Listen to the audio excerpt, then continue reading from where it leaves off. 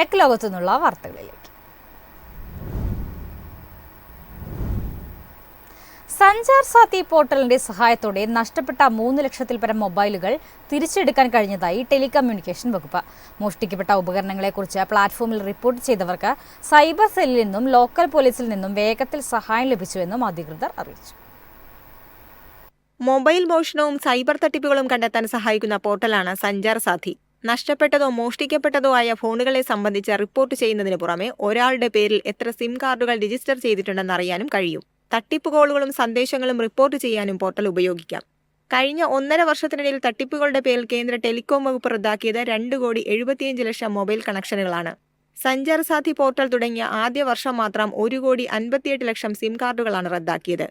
വ്യാജ കോളുകളെക്കുറിച്ചുള്ള 5 ലക്ഷത്തോളം പരാതികൾ നടപടികളുണ്ടായെന്നും വെബ്സൈറ്റിൽ പറയുന്നു. സഞ്ചാർ സാഥിയിലെ ചക്ഷു എന്ന സംവിധാനത്തിൽ സൈബർ കുറ്റകൃത്യങ്ങൾ, സാമ്പത്തിക തട്ടിപ്പുകൾ, SMS, ഫോൺ ദുരുപയോഗം എന്നിവ റിപ്പോർട്ട് ചെയ്യാം. സെക്കൻഡ് ഹാൻഡ് വിപണിയിൽ നിന്ന് ഫോൺ വാങ്ങുമ്പോൾ അവ കരിമ്പട്ടികയിൽ ഉൾപ്പെടുന്നില്ലെന്ന് ഉറപ്പാക്കാനും പോർട്ടലിൽ സൗകര്യമുണ്ട്. News desk MyFin TV.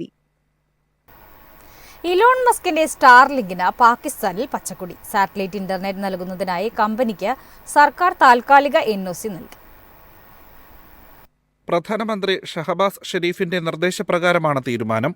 എല്ലാ സുരക്ഷാ നിയന്ത്രണ ഏജൻസികളുടെയും സമ്മതത്തിന് ശേഷമാണിത്.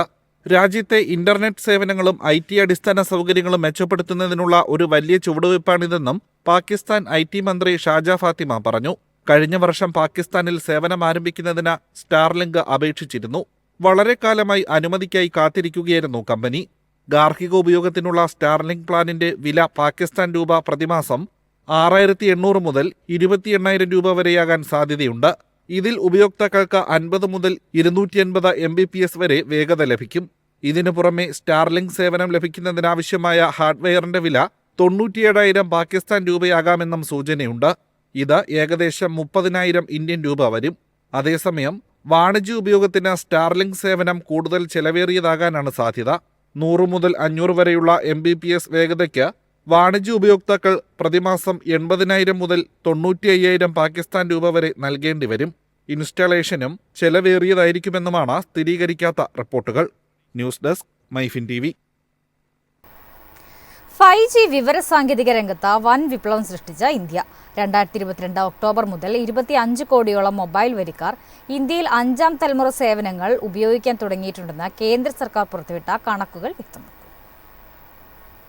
രാജ്യത്തെ 776 ജില്ലകളിൽ 773 5G എത്തിയതായി ടെലികോം മന്ത്രാലയത്തിന്റെ റിപ്പോർട്ടിൽ പറയുന്നു. സ്വകാര്യ ടെലികോം ഓപ്പറേറ്റർമാരായ റിലയൻസ് ജിയോയും ഭാരതി എയർടെല്ലുമാണ് രാജ്യത്തിന്റെ 5G വികസനത്തിൽ മുന്നിലുള്ളത്. 2022 രാജ്യത്ത് ആദ്യമായി 5G അവതരിപ്പിച്ചത്. 2023 ഓഗസ്റ്റിനു മുമ്പ് രാജ്യവ്യാപകമായി 5G ഉറപ്പിക്കാൻ ജിയോയ്ക്കായി.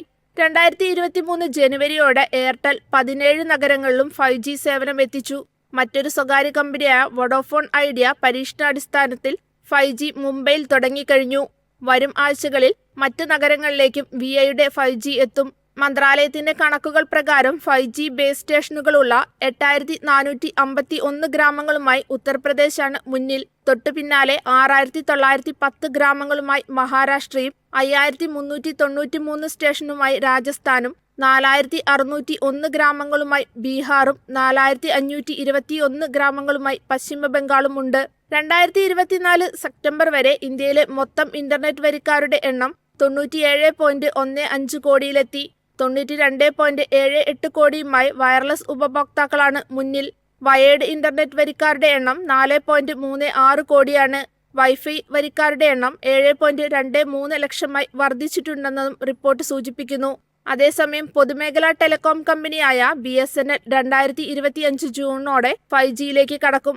തദ്ദേശീയമായി വികസിപ്പിച്ച 4Gയുടെ വിതരണം അവസാന ഘട്ടത്തിലാണ്. News desk MyFin TV. സ്വീഡനിലെ ഇന്റർനാഷണൽ ഓട്ടോമോട്ടീവ് കമ്പോണൻസ് ഗ്രൂപ്പിനെ ടാറ്റ ഓട്ടോകോം ഏറ്റെടുക്കുന്നു.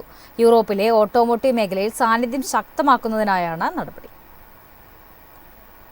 ആഗോളതലത്തിൽ കമ്പനിയുടെ സാന്നിധ്യം കൂടുതൽ വർദ്ധിപ്പിക്കാൻ ഇതുവഴി കഴിയുമെന്ന് ടാറ്റ ഓട്ടോകോം പ്രസ്താവനയിൽ പറഞ്ഞു. എന്നാൽ സാമ്പത്തിക വിശദാംശങ്ങളൊന്നും കമ്പനി വെളിപ്പെടുത്തിയിട്ടില്ല.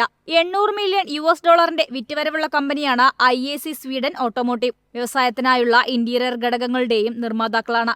യൂറോപ്യൻ റെഗുലേറ്ററി ചട്ടങ്ങൾക്ക് വിധേയമായാണ് ഇടപാടെന്ന് കമ്പനി അറിയിച്ചു. ഏറ്റെടുക്കലോടെ ഇന്ത്യയിലെ ഏറ്റവും വലിയ ഓട്ടോമോട്ടീവ് ഘടക നിർമ്മാതാക്കളിൽ ഒന്നാം സ്ഥാനം ഉറപ്പിക്കുമെന്നും യൂറോപ്പിലെ പ്രീമിയം ഓട്ടോമോട്ടീവ് മേഖലയിൽ ടാറ്റയ്ക്ക് ഇനി നൂതന ഉൽപാദന രീതികൾ, മുൻനിര സാങ്കേതികവിദ്യ, ഉപഭോക്തൃ ബന്ധങ്ങൾ എന്നിവ പ്രയോജനപ്പെടുത്താൻ കഴിയുമെന്നും കമ്പനി പറഞ്ഞു. News desk MyFin TV.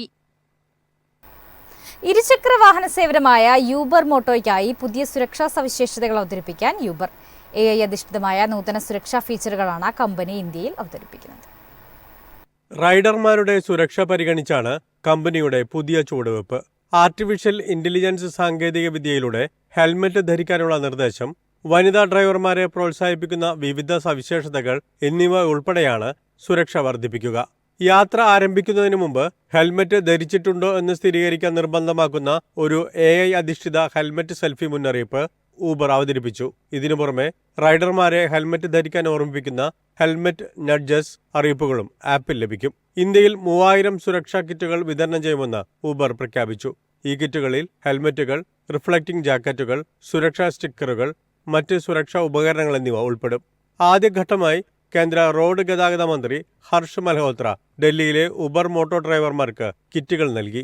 സ്ത്രീകളുടെ സുരക്ഷ വർദ്ധിപ്പിക്കുന്നതിനായി ഉബർ ഒരു പുതിയ സവിശേഷതയും അവതരിപ്പിക്കുന്നുണ്ട്. അതിലൂടെ വനിതാ ഡ്രൈവർമാർക്ക് വനിതാ റൈഡർമാരെ മാത്രം തിരഞ്ഞെടുക്കാൻ കഴിയും. News desk MyFin TV.